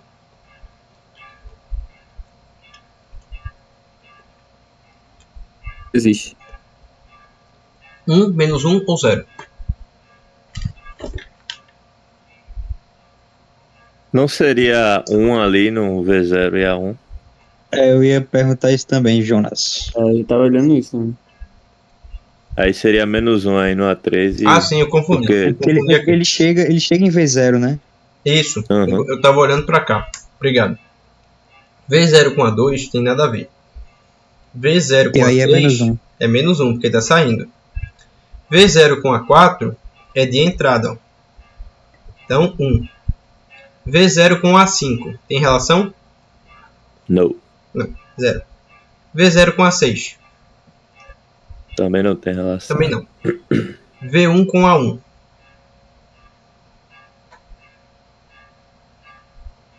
Saída. Menos 1. Isso, saída, menos 1. V1 com A2? Não tá aparecendo nada, hein? Não tem V1 setinha. com A2? Tipo, parou minha tela pra vocês, foi? É, Não, é só no desenho pelo... não tem nada. Ah, entendi. Mas eu acho que uma seta saindo de 1, né? Ah. Foi Ele, gafe ele meu. fez Eu não percebi, ficou o setão sobreposto de aqui. Bem Ele observado. botou esse no meio aí e considerou. Bem observado. Foi um gafe meu que eu não percebi. Pensava que essa seta aqui tava lá também, mas bora também. V1 com A2 Relaxa. é de saída, menos 1 também. V1 com A3, É, não tem relação. nem tem, né? V1 com A4, eu já estou olhando aqui, também não tem. Tá? Eu estou agilizando aqui. V1 com A5 existe? Existe, tá? Saindo, menos 1. V1 com A6 não existe relação. V2 com A1, V2 com A1 nunca se ouviu falar, né? V2 com A2 existe e ele está incidindo. V2 com A3 está incidindo também, recebe 1. V2 com A4 nunca se ouviu falar. V2 com A5 também não. E V2 com A6 existe, ele está saindo, menos 1. Deixa eu ver aqui, V3. V3 com A1, nunca se ouviu falar. V3 com A2, também nunca se ouviu falar. V3 com A3, existe, está incidindo sobre ele, 1. Deixa eu ver aqui mais. V3 com A4, está saindo, menos 1. V3 com A5, está incidindo nele, né? 1. E V3 com A6 também está incidindo, 1. E finalmente, para fechar, V4. No V4, deixa eu dar uma olhada. V4 com A1 nunca se ouviu falar. V4 com A2 também não, nunca se ouviu falar. V4 tá sozinho, né? 0 para ele. Coitado, tá sozinho. Pronto, tá aqui feito. Essa aqui é para a matriz de incidência do orientado. A do não orientado, a gente só vai adaptar os casos menos 1, concorda? Vamos ser inteligente e não refazer todo o trabalho. Olha para essa matriz, para essa regra, e agora olha para a matriz do não orientado, que eu vou usar o mesmo grafo. Eu vou imaginar como se ele não tivesse as orientações, as pontas de seta, e me diga o que é que eu vou fazer a respeito desses menos 1. O que é que eu faço com eles? Transformar em uns. Como? Somar? Transformar em uns. Ah, Deixa muito tudo bem, um. exatamente. Vai ser... Eita. Deixa eu botar aqui de volta aqui, saiu. É basicamente eu pegar os menos 1, repetir aqui e tirar o sinal. Ou seja, como não me importa mais se está incidindo, se está entrando, todos os menos 1 viram 1, porque é somente matriz de vizinhança. Se existe um caminho para eu ir, não importa se é para a ida ou se é para a volta. Então é só repetir, ó. 1, 0, 1, 1, 0, 0, que dá 1, 1, 0, 0, 1, 0. Aqui dá 0, 1, 1, 0, 0, 1, 0, 0, 1, 1, 1, 1, 1, 1, aí não fez esse 1. E o resto aqui tudo 0. Beleza. É um negócio bem fácil, né? É basicamente você prestar atenção. Agora vamos lá. Lista de adjacência. Parece complicado, mas é muito fácil. Depois que você percebe, é muito fácil. A lista de adjacência é uma lista feita de listas, ou seja, você tem pequenas listas para compor uma lista grande, que é o L maiúsculo. É a lista L grande de listas Lzinho pequenas dos vértices adjacentes a um Vn qualquer. Ou seja, L grande contém todas as listas pequenas L. Basicamente, são as colunas da matriz de incidência, concorda? Você concorda comigo?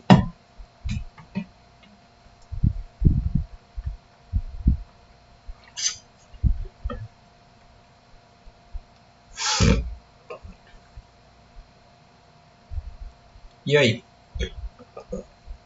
Concorda, sem corda?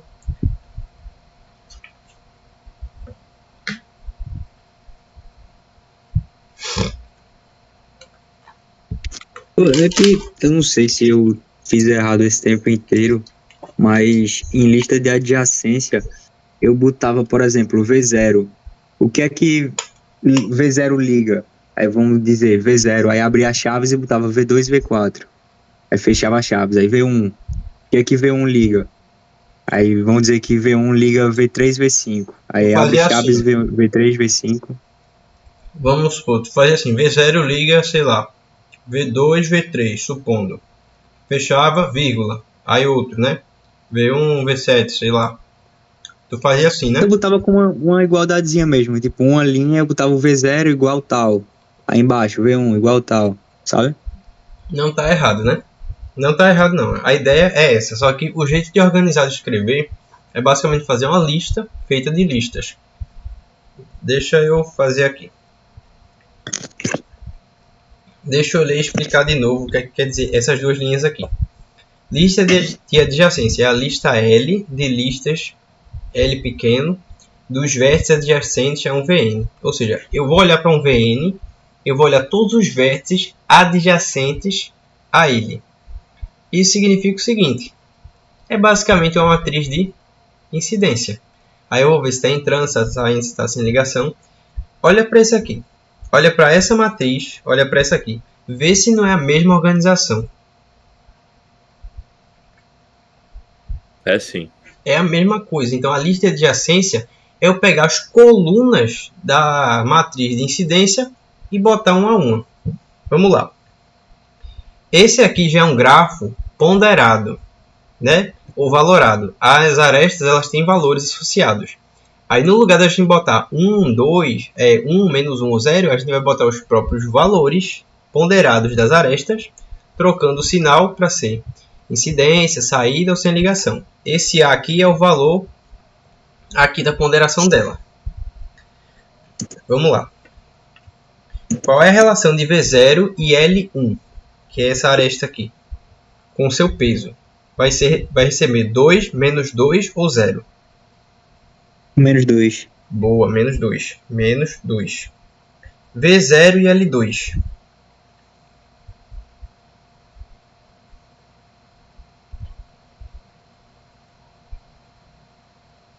V0 e L2, menos 3, né? Isso, menos 3, ele está aqui. Ah, não, é porque é L2, é L2. V0 e L3, que é esse cara aqui. Mais 5. Isso, ou só 5, né? Para não sobrecarregar. V0 e L4. 0. Nunca se ouviu falar V0 e L5. 0 também. E esse aqui nunca se ouviu falar. V1 e L1. 2. Boa. V1 e L2.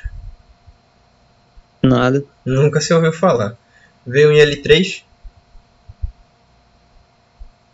Nada também. Também nunca se ouviu falar. V1 e L4. Aí é 1. 1, boa, tá entrando. V1 e L5. Nada também. Nunca se ouviu falar. Só tem essas duas, né? V1 e L6 para adiantar, né? 0. Eu vou logo fazer o seguinte. Eu vou circular aqui as arestas que são de respeito a esse vértice que eu estou olhando. 2 eu só vou considerar o L5 e o L6. Então todo mundo aqui para 2 é 0. 0, 0, 0. O 5 ele é 3 que está entrando. E o 6. Sim, na teoria ele pode ser os dois, né? Ele pode Mas ser não tem os dois. como representar isso. Tá entrando, tá saindo, a gente pode fazer assim, mais ou menos 2, que é um loop. Para representar os dois, né? Malandro. Malandro. E apoio. Tá, deixa eu ver aqui. Eu deixei essa porcaria desse traço aí, depois eu apago. Se eu olhar para o V3, a única aresta dele é o L2. Então o L é o L2. Então aqui é 0, todo o resto é 0 e vou olhar só para o L2. O L2 está entrando, vale 3. O V4, eu só vou olhar para 3, 4 e 5. Então aqui 0, 0, 3, 4 e 5 aqui é 0. No 4, o L3 ele vale menos 5. O L4 ele vale menos 1, está saindo. E o L5 vale menos 3. Pronto, terminei aqui a minha matriz de incidência. E vou fazer a lista de adjacência, que é nada mais que as colunas daqui da minha matriz. É basicamente fazer isso aqui. Ó. No caso dele ser ponderado, que foi o exemplo que ela deu lá, né, um exemplo mais adverso, é basicamente você fazer assim. Eu gosto de fazer assim. Eu escrevo aqui no topo, aqui vértice eu estou me referindo, né? Ou aqui lista, estou me referindo, e escrevo assim, ó. Menos 2, 2, 0, 0 e 0, que é referente a essa coluna aqui. E eu vou escrevendo, né, o resto, que é, ali deu menos 3, 0, 0, 3, 0, 0, 0, 1, 3 e 1, 0. E eu vou escrevendo até encerrar a minha lista de adjacência. É quando eu fechar esse colchete aqui. Pronto, é basicamente isso. A lista de adjacência, né, ela faz de outro jeito. Ela faz como se fosse uma coluna, bota as saídas aqui para remover, né? Aí vai fazendo assim. Dá mais trabalho, porque você vai ter que fazer uns desenhozinhos, tem que ficar certo para você encaixar os números lá dentro. Desse jeito com a matriz é mais fácil, tá sintetizado já. Tu pega aqui, ó, plota aqui na lista, acabou-se. Jeito mais fácil. E beleza. Para encerrar, que é os últimos dois conceitos que a gente viu até então do assunto, busca em profundidade e busca em largura. Eles são um pouco chatos quando você não entende, mas depois que você pega o grafo, pensa em geometria, pega o grafo, dá uma mexida nele e tu vai perceber, porra, isso é uma árvore. Isso eu posso desenhar feito uma árvore. Como assim? Vamos lá. Eu vou fazer a navegação em busca em profundidade. Eu vou explorar em nível de vértices por incidência. O que isso quer dizer? Vamos supor o seguinte. Imagine a sua árvore genealógica. Vamos supor que seu avô e sua avó, eles tiveram aí 4 filhos. Todos esses filhos, eles estão no mesmo nível de hereditário. Aí cada filho deles deu para os seus avós os netos. Todos os netos eles estão num nível, aí os bisnetos estão todos alocados em um nível e por aí vai, certo? Então a gente diz assim, na profundidade eu vou mergulhando em um ramo da árvore, entre aspas, né? Assim, e aí depois eu vou retornando. Eu vou avaliando por nível, né? Eu vou procurando o nível mais profundo que eu conseguir encontrar quando eu estiver buscando aí no meu grafo. Por isso que eu chamo de exploração em nível de vértices. A incidência múltipla a partir de um vértice é um nível. Isso significa o seguinte, é a coisa que eu falei da árvore genealógica. Esses dois caras aqui, por exemplo, estão no mesmo nível. Eu preciso da mesma quantidade de arestas para conseguir chegar neles a partir do inicial do meu percurso. Ela é uma busca em saltos. É como se você saltasse na árvore para procurar. Você salta na árvore e vai para o lugar mais profundo que ela tiver. Depois você pula de volta para o próximo nível. Depois vai lá fundo. Depois pula de volta. Mergulha fundo lá no próximo nível até encontrar o final da árvore. Por isso que eu chamo de uma busca em saltos. E ela vai explorando os ramos mais profundos antes de retornar. Vamos lá. Eu digo para você o seguinte. Faça a busca em profundidade desse grafo. Olhando assim, como é que você pensaria para fazer a busca em profundidade? Só olhando para o grafo desse jeito.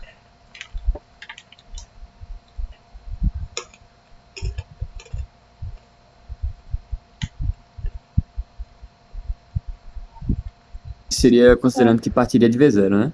V0 aqui é meu ponto inicial. Aí obrigatoriamente você teria que passar pelo 2. Isso, com certeza. E aí? E a partir daí, eu acho que você pode tomar a decisão. De ou você escolhe passar por 3 ou pelo 5. E aí você escolhendo um desses caminhos assim, você tem que dar continuidade com eles até o final. Massa, muito bem. Essa é a ideia. Só que no grafo desse jeito, é muito difícil você enxergar. Vamos enxergar desse jeito aqui. Eu não estou dizendo que você tem que redesenhar o grafo. Mas isso aqui é para você entender o que é que eu estou fazendo. Tá? As mesmas conexões aqui. Ó, eu começo de 0 e chego em 2. De 2 eu posso ir para 3 ou 5. Certo? Esses dois caras aqui estão no mesmo nível. Porque eu preciso de 1 a 2 arestas para chegar em qualquer um deles. Claro, eles podem estar conectados entre si, mas o fato é, estão no mesmo nível.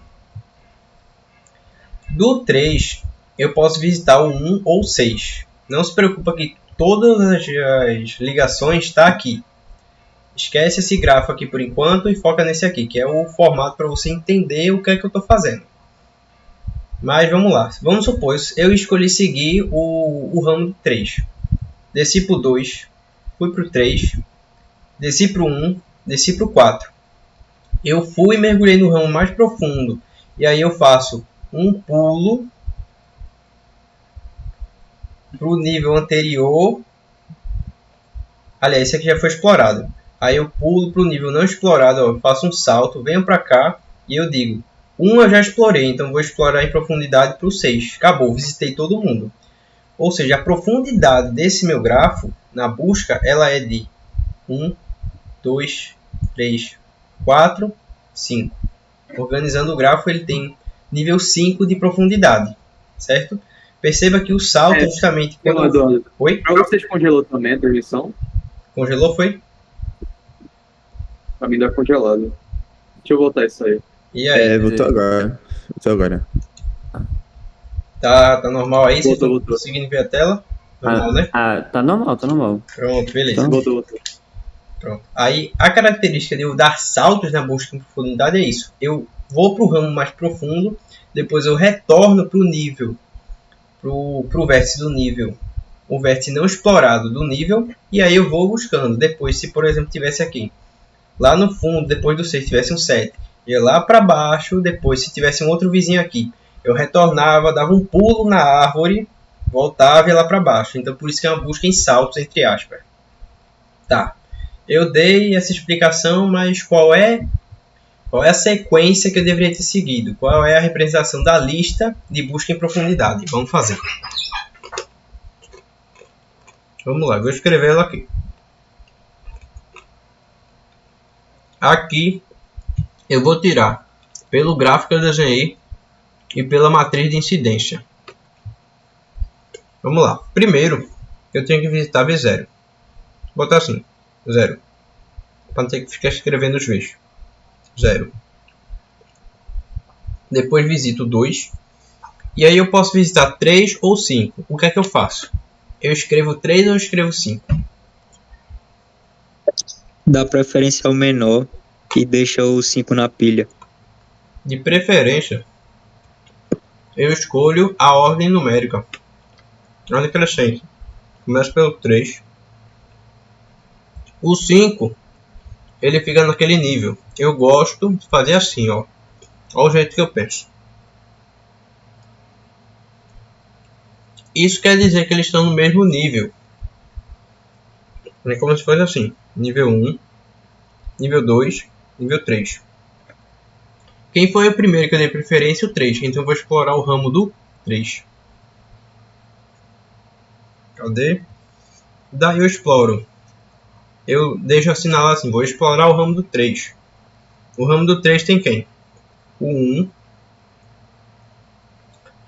Ele tem o 1 e tem o 6.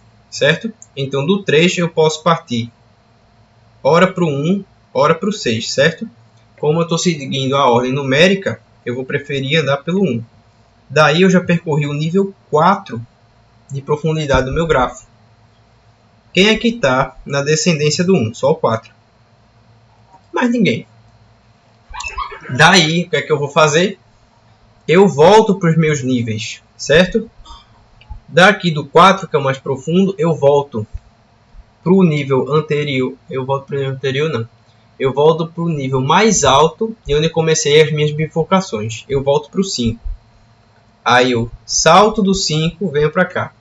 O que é que tem para explorar no 5? Tem o 1 e tem o 6. O 1 eu já explorei. Então eu vou explorar o 6. Bem, eu já tenho aqui 0, 2, 3, 5, 1, 6, 4, 6. Falta alguém para explorar?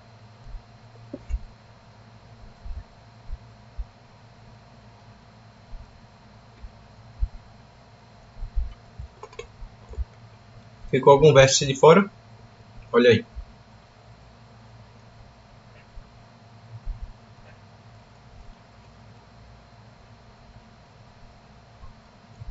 Não, né? 0, 1, 2, 3, 4, 5, 6. Explorei todos. A lista não vai ficar desse jeito. Isso aqui é um rascunho para entender o que eu estou fazendo. O jeito certo... Eu ia perguntar isso, Isso é porque só um ele rascunho, tem que ir até o para a 4, gente né? entender. A lista mesmo vai ficar assim, ó. 0, escrever assim, 0, 2, 3. Eu comecei pela família do 3. 0, 3, 1, 5, 6. Concorda com essa sequência de busca em profundidade para essa aqui sendo a lista oficial? E aqui só o rascunho? Eu acredito que depois do 1 a gente tinha que ir pro 4. Eita, é verdade. Verdade. Exatamente. Esqueci do 4. 1. Aí depois do 1 a gente partiu pro 4. Finalmente o 6. Agora tá certo, né? 5, 6. Agora falta 5, 5, 6. Agora tá certo. Correto. Graças a Deus. Pronto. Esse é o jeito visual. Se você tivesse o grafo no formato de uma árvore. Ou quase isso, né? Sei lá. Parece um... É uma árvore cheia de cipós, né? Tem um bocado de intersecções aqui dentro. Mas vamos lá. Esse é o jeito visual. Vamos olhar pelo jeito na matriz. Eu deveria ter feito essa matriz antes da aula para não perder tempo aqui. Mas não tem problema nenhum. Tá, vamos lá. 0 com 0 não tem. Eu vou usar aquele macete, né? O grafo é não direcionado. Todos os vértices não admitem loop. A diagonal principal é 0. Só vou compor essa parte e a outra não vou fazer. Eu vou só repetir. Vamos lá. De 0 para o 1 não tem. Vou olhar para cá que acho que é mais fácil. 0 para o 1 não tem. 0 para o 2 tem, que é 1. 0 para o 3 não tem. Só tem o 2. O resto é 0. 0, 0, 0. Em questão a 1, eu só tenho conexão com quem? 4, 5 e o 3. Então aqui com o 0 não tem. O 3 tem. É o 4, o 5 e o 3. 1 e aqui 1. O 6 não tem. O 2 ele conecta com o 0, com o 3 e com o 5. Então com o 0, com o 3 e com o 5. O resto é nulo. E vamos lá. O 3 ele conecta com quem? Ele conecta com o 2, o 5, o 6 e o 1. Então aqui o 3 com o 0 não conecta. O 3 com 1 conecta. O 3 com 2 conecta. O 3 com 4 não conecta. Com 5 conecta. Com 6 conecta. Fazer aqui o 4 ele conecta com 5? Não. O 4 conecta com 6 também não. Pronto, e agora eu vou só espelhar. Para facilitar a vida, eu gosto de fazer assim, ó. Eu destaco a diagonal, depois eu vou só fazendo o simétrico. Cadê a caneta? Aqui de preto. Falta esse cara, né? O 5 com 6. O 5 com 6 tem relação. Massa. Aí eu vou só espelhando. 0 com 0, aqui dá 1. Os zeros, aqui vai dar 1 e 0. Parece um sudoku. Essa aqui eu já concluí. Depois vem essa aqui. Aí dá... É só replicar isso aqui. 0, 0, 1, tudo 0, 0, 0, 1, tudo 0. Aqui vai dar 0, 3 1s, 1, 1 e 1 0. Aqui vai dar 10, 10, 10, 10. 0, essa aqui dá 0, 11. A partir daqui 0, 11. A partir daqui tem 0, 0. E daqui para cá só tem 1. Pronto. Está replicada aqui minha matriz. Vamos começar a explorar em profundidade. O meu ponto de partida é esse cara aqui. Vamos lá. Fazer igualzinho e fazendo rascunho aqui. Quem é a primeira incidência ou a única incidência que eu encontro quando eu caminho na linha do 0? Qual é o primeiro valor que é 1? 2. O 2. Eu começo com 0, parto para o 2. Do 2, eu vou para a linha do 2. Venho para cá. Aqui eu basicamente já encerrei. O 0 só vai para 2 e acabou. Aí eu venho para o 2. Quem é a primeira incidência? Fora ser o 0 no 2, isso aqui não conta. 3. Eu tenho 3, mas também tenho 5. Eu faço assim, ó. Posso ir para o 3, eu posso ir para o 5. O parênteses eu boto, é uma mania minha, para denotar que eles estão no mesmo nível. Eu vou começar pelo 3, porque eu estou seguindo a ordem de tamanho. Venho para o 3. Quem é a primeira incidência?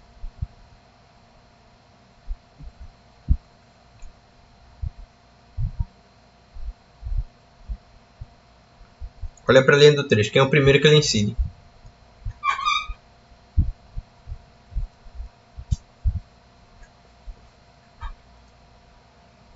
O 3 chega aqui. Quem é o primeiro valor 1? Pertence a qual vértice? Pertence ao V1. Aí, do 3 eu passo aqui para o 1. Aí eu volto para onde? Para o 1. Eu olho para o 1. 0, 0, 0. Opa! 3 já foi visitado? Já, né? Próximo. 4. 4 foi visitado? Respondam aí. Não. Não. O 4 entra aqui. Beleza. Aí eu vou para a linha do 4. Chego no 4. Pá. 1 foi visitado? Já. Tchau. Pá. Acabou. Poxa, acabou? Então significa que o 4 está lá no fundo. Se eu já visitei um vértice ali e todo mundo não tem mais ligação, tu concorda que o 4 está lá no fundo? Intuitivamente. De fato. De fato, realmente ele está aqui. Tá, e agora? Eu terminei o 4, vou para onde? Eu volto para onde? Eu faço o pulo do macaco. Eu volto para o 5. Olha esse cara aqui no mesmo nível. Vamos lá, eu volto para o 5. No 5, eu chego aqui, ó. 1. 1 já foi. 2 já foi. 3 já explorei. O 4 não tem. Opa, o 6. Aqui vem o... Aliás, tem que ser assim. E o 3 deriva isso aqui. O 5, ele deriva a partir daqui. Do 5, eu vou para o 6. E do 6 eu chego aqui, ó. 3 já explorei. 5 já explorei, acabou. Percorri todas as linhas. Vi todo mundo, acabou. Aqui é só o rascunho, tá? Você tem que prestar atenção quando está fazendo. Vamos reorganizar essa lista.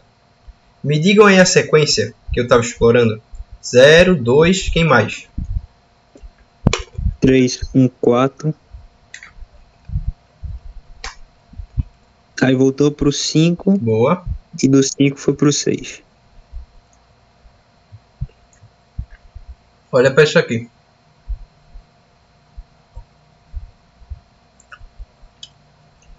Vê se não é a mesma coisa.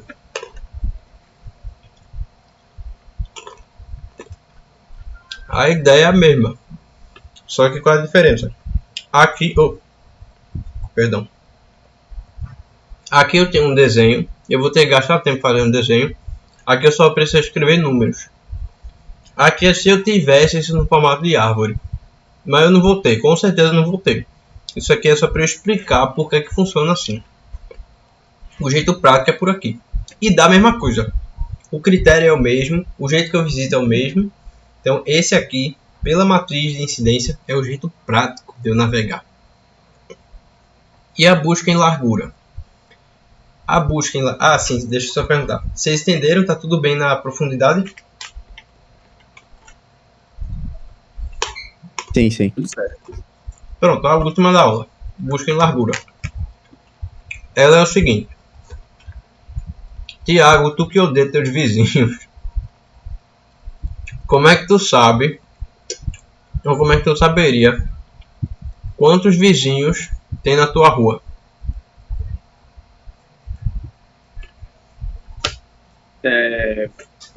grita que vai ter fofoca e todo mundo aparece. É uma boa também, Boa. né? Ou tu pode ir andando ao longo da rua. Ou tu pode ir andando ao longo da rua com o carro do ovo e perceber até onde vai o final da tua rua. Aí tu vai saber quantos vizinhos, quantas casas tem, concorda? E se fosse o carro da rua? Aí ele vai passar no seu ovo.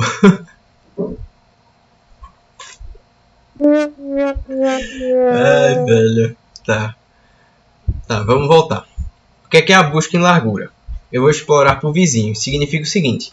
Se em profundidade eu mergulhava aqui em níveis, em largura eu vou fazer o quê? Eu vou chegar num nível e olhar toda a minha vizinhança. Eu vou olhar todo mundo que está no mesmo nível.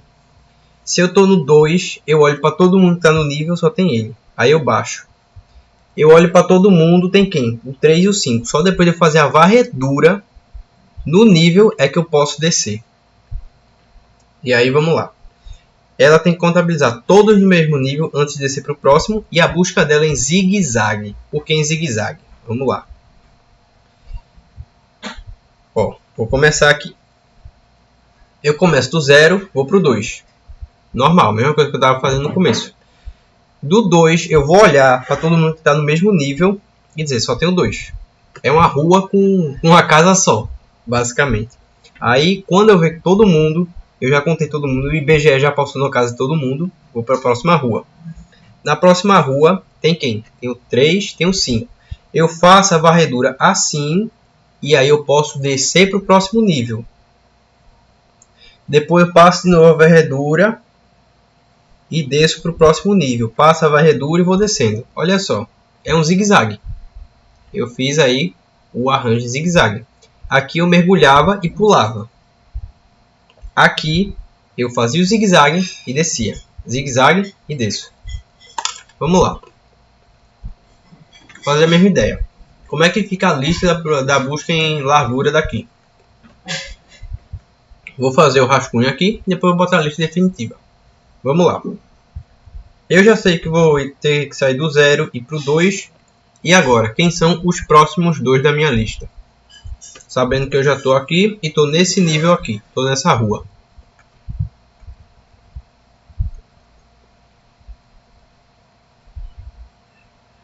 Quem são os próximos da lista aqui? 3 e 5.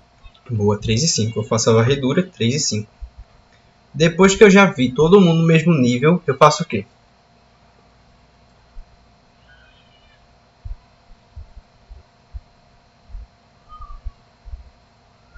E aí?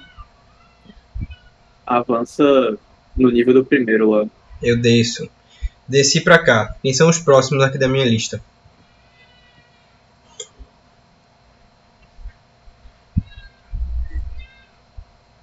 Zero, 2, 3, 5. Quem são os próximos? Nesse nível aqui. 1 e 6. 1 e 6. 1 e 6. Fiz a varredura todinha. Quem é que faltou? Desci. Quem foi que sobrou? 4. O 4. Fiz a minha busca em largura. Interessantemente, a minha lista em profundidade claramente não é a mesma que em largura, porque são coisas diferentes que eu estou fazendo. Tá, mas eu não quero ficar desenhando o grafo feito uma árvore, pode ter, sei lá, 30 vértices. Eu não quero fazer isso, eu prefiro fazer pela matriz, que é mais rápido. Pronto, sem problema. Vamos fazer. Deixa eu ver se eu consigo. Eu vou só copiar isso aqui para não ter que trabalhar em dobro. Eu vou apagar esse espaço aqui e copiar a outra matriz que está lá. Só vou dar apagada lá no que eu já risquei. Eu vou copiar e botar aqui de volta. Pegar o meu laço. Vem aqui pelo cantinho. Por aqui.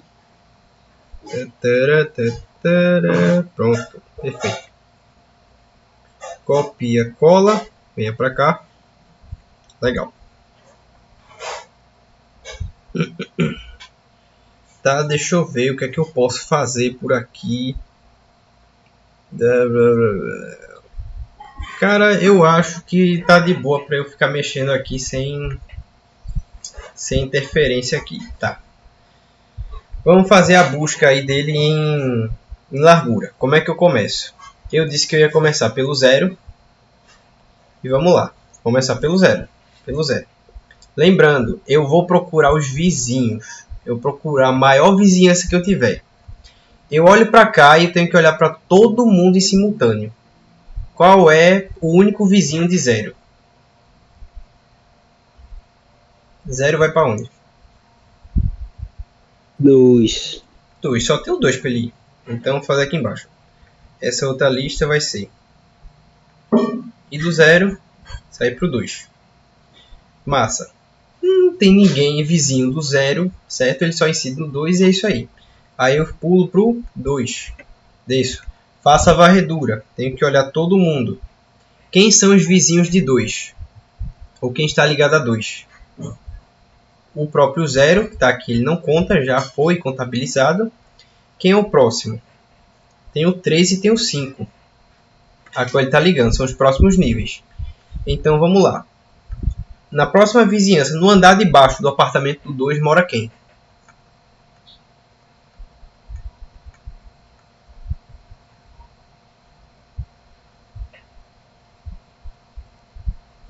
Três e 5. 3 e 5, legal. O 3, o 3 e o 5.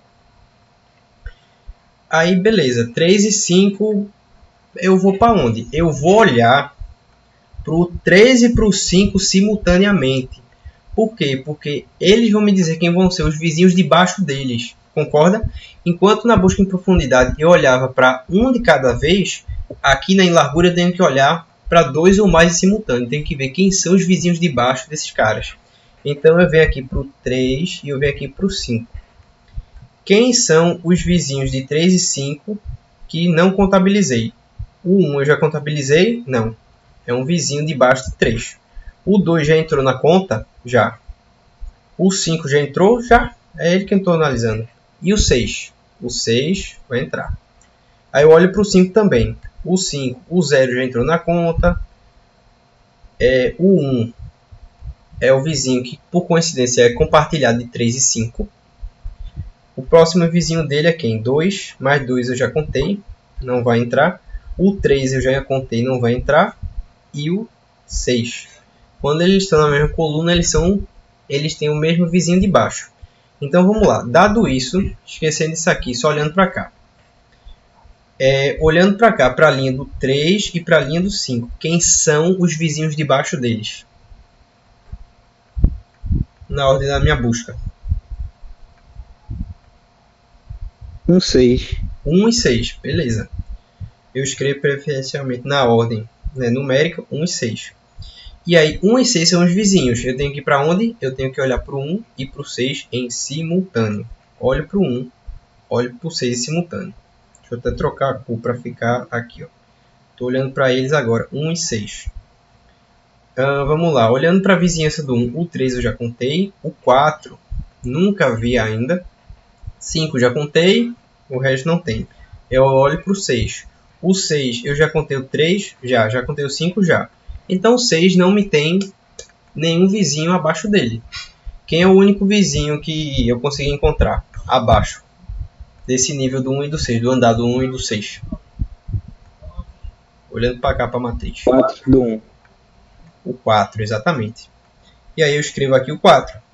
Escrevo o 4 e finalmente eu vou para quem que sobrou? O 4. Eu olho para o 4 e eu vejo o vizinho 1 eu já contei e acabou. Olha a linha do 4, só tem um para contar. Terminou.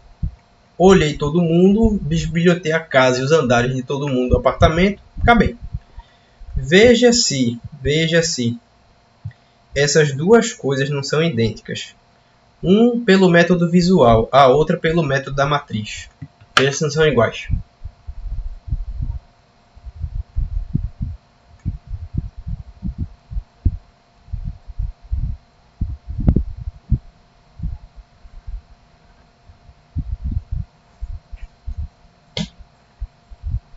É isso. Acabou. Acabou. O assunto de gráfico dessa prova eu já revisei tudo.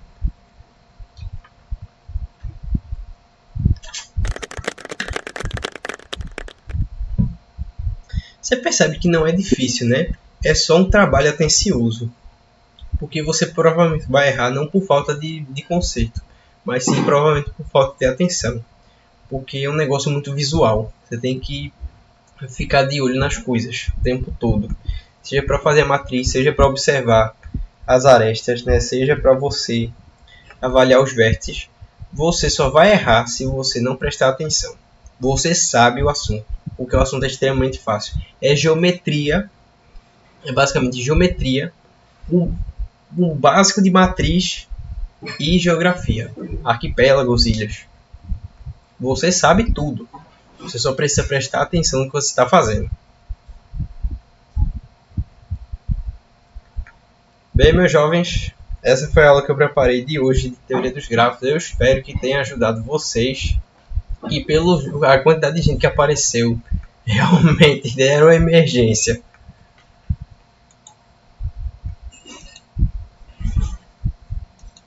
Bola, valeu, cara. Boa noite aí. Valeu, Eduardo. Ajudou muito, velho. De verdade. Beleza. Tamo junto, velho. Tamo junto. Massa, eu vou... Depois você consegue mandar esse PDF atualizado lá no grupo? eu vou mandar agora. Eu tô mandando agora já. Vou fazer as imagens e Até mandar. amanhã. Beleza. Valeu. Boa noite, boa noite. Boa noite pra você, até Boa noite, amanhã. boa noite. Até amanhã, rapaziada.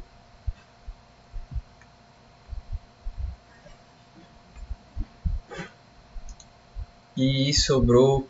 Quem é que foi que sobrou aqui? Sobrou o Jonatas e o clássico Cortex. E aí, Cortez, como é que foi lá no Correio?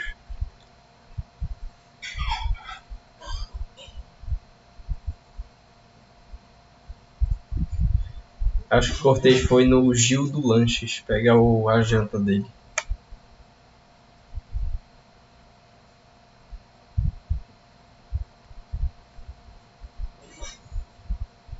Tu ficasse hoje ditado pra ter prova, foi juntas.